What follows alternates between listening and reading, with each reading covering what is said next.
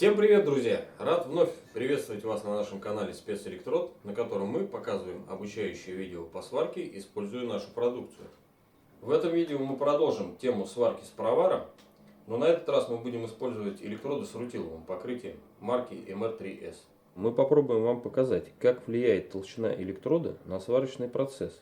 Электроды будем использовать диаметром 2 мм. Постараемся объяснить все нюансы данной сварки, и я думаю, будет интересно. Зазор выставим 2 мм, притупление 1,5 мм, скос кромок 35 градусов. Сварочные электроды MR3S разработаны специалистами Спецэлектрод. Это рутилоцеллюлозный электрод для сварки конструкций из углеродистых и низколегированных сталей с временным сопротивлением до 450 мегапаскалей. Электроды обеспечивают сварку во всех пространственных положениях, переменным током и постоянным током любой полярности. Зажигаем электрод. Немного задерживаемся в начале сварочного шва. Потом начинаем совершать небольшие колебательные движения из стороны в сторону.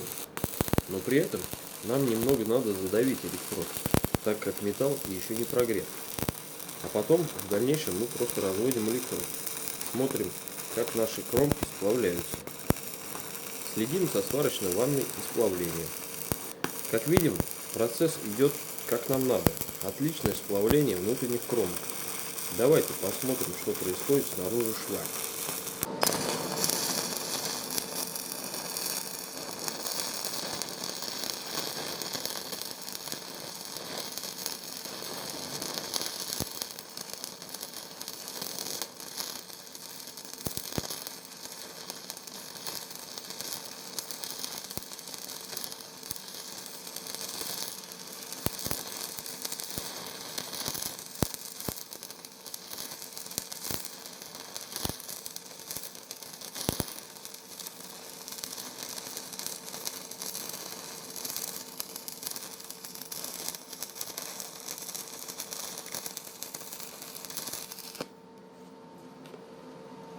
Следующее, что мы должны сделать, это подготовить заход.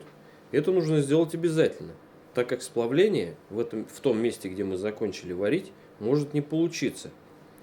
Как только мы сделали заход, нужно разжечь электрод немного ниже, чтобы прогреть основной металл, когда мы подведем электрод к основному шву.